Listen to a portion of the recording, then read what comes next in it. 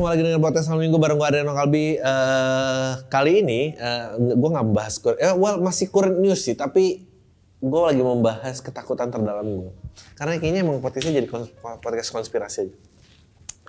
Jadi kita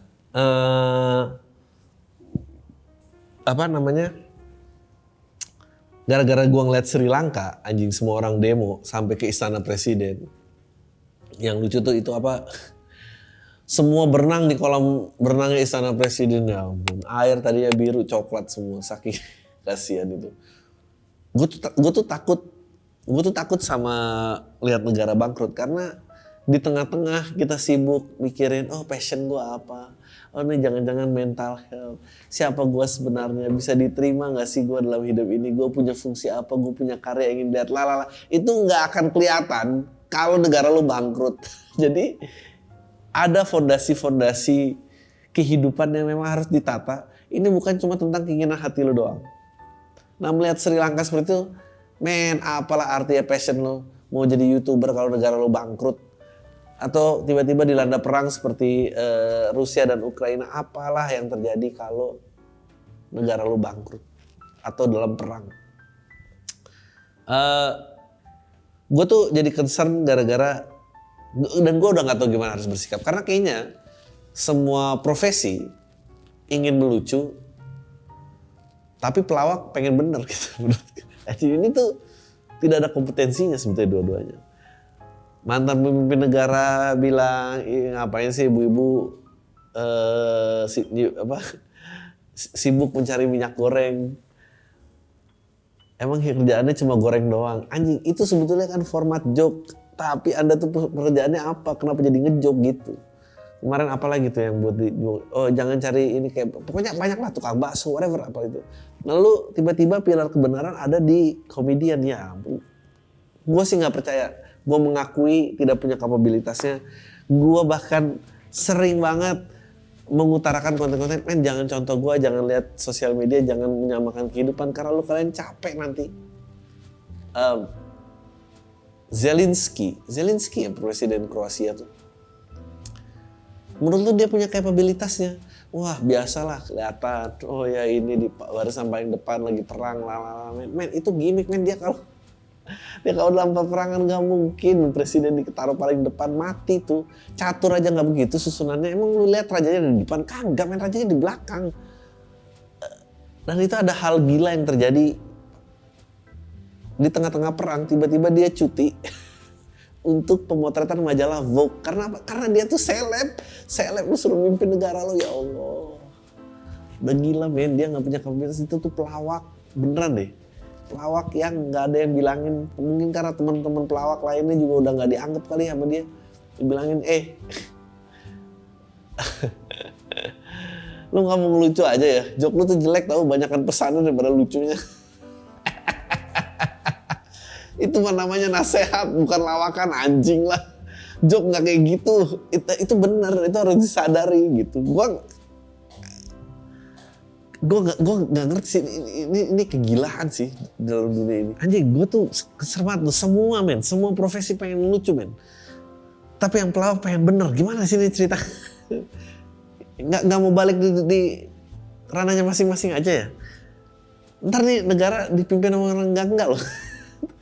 Atau negara ini bangkrut saking banyak. Makanya yang merintah juga jangan sibuk lucu, udah merintah aja. Kalau lu sibuk lucu, emang lucu tuh senjata paling ampuh karena dia membuktikan poin dengan sangat cepat.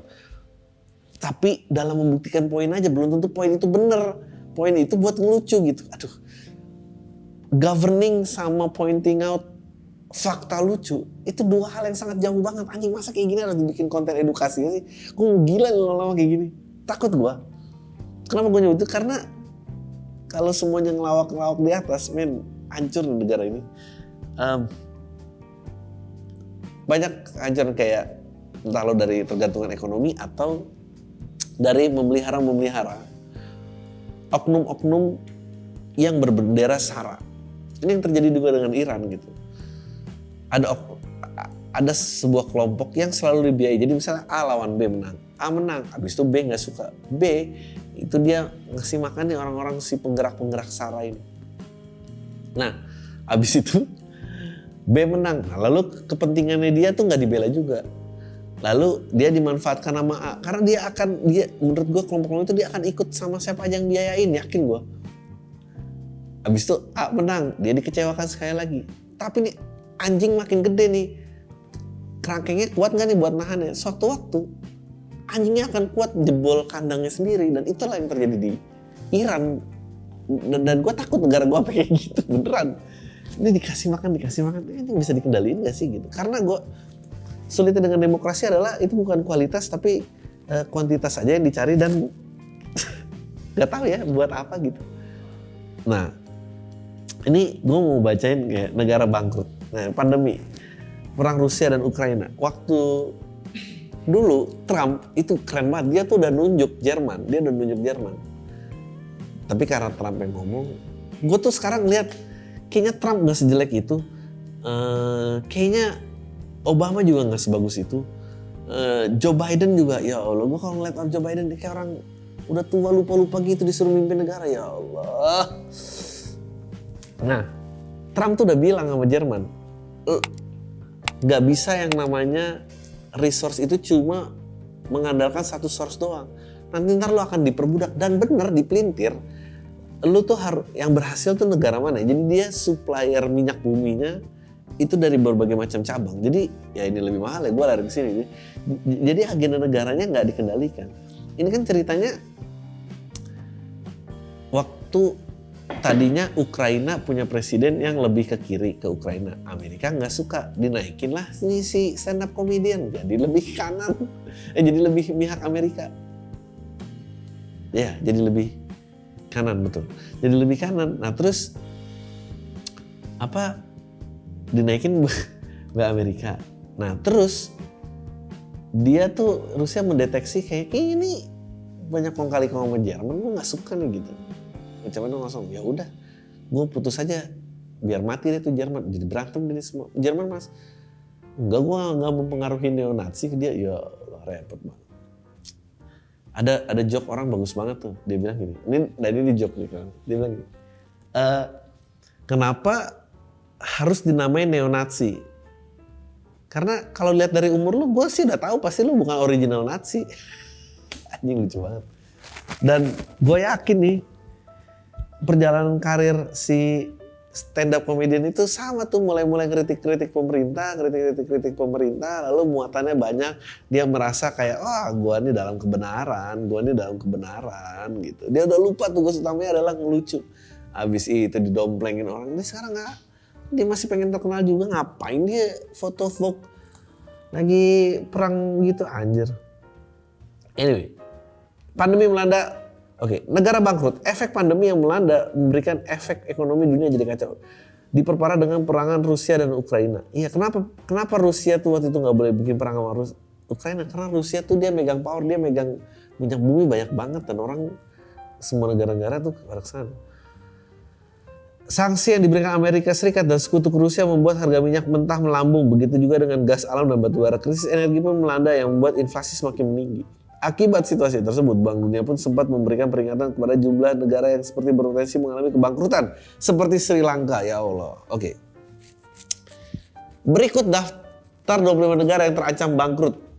El Salvador, Ghana, Tunisia. Ini pemerintah korup semua nih. Pakistan, Mesir, Kenya, Argentina, Ukraina, Bahrain, Namibia, Brasil, Angola, Senegal, Rwanda, Afrika Selatan, Costa Rica, Gabon, Maroko, Ekuador, Turki, Republik Dominika, Ethiopia, Kolombia. Ada Asia. Asia, negara ini gede banget di Kolombia. Nigeria dan Meksiko, gokil. Ya. Sri Lanka kolaps. Apa yang terjadi pada negara bangkrut? Ya, kondisi ekonomi makin terpuruk. Belanja pemerintah semakin terusut untuk mereka. Sulit melakukan ekspor impor, betul, karena negara krisis pangan. Kalau udah pokoknya kalau negara jangan sampai rakyat lu lapar nggak bisa makan. Ini kan juga masalah minyak goreng yang dimain-main. Ini kalau nggak salah ini Sri Lanka nih hanya mengandalkan pajak, masih dikenakan tidak pernah devisa. Negara bangkrut hanya mengandalkan pajak untuk pendapatan, inflasi yang tinggi. Nah, gue nggak tahu gimana keadaan di Indonesia. Tapi kan pajak aja kita nggak tertib ya, berarti kita sudah tahu tuh kita nggak ngandelin pajak. Tapi memang negara ini mestinya kaya banget sih. Ini sekarang keadaan Sri Lanka sekarang, seringnya pemadam listrik hingga berhari-hari. Ya Allah, kejarlah passionmu sebagai YouTuber. Kalau listrik lu padam, gue pengen tahu lu kayak apa. Bahan bakar menjadi barang langka hingga diciptakan antrean SPBU bisa sampai 2 hari. Ya ampun. Orang kaya pun sudah tidak sanggup membantu orang susah di kelilingnya. Orang-orang mulai makan nasi sambal kelapa. Ya Allah. Ikan dan daging jadi makanan yang harus dilupakan karena mahal dan lain tidak melaut karena tidak ada solar. Gokil. Indonesia berarti ini jauh nih kalau urusannya begini. Ya kita memang perputaran ekonomi dalam negeri lebih kuat sih. Jadi semoga nggak apa-apa. Tapi gue nggak tahu ya pilpres gimana ke depannya dan senjata apa yang dipakai. Tapi gue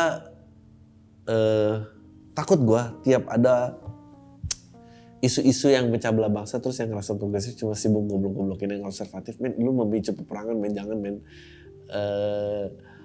Boro-boro nggak tahu ya, karena gue ingat banget ya salah satu pertama kali podcast ini dibuat, gue ingat gue dapet email dari seorang dokter hewan yang udah mengubah warga negara jadi Australia.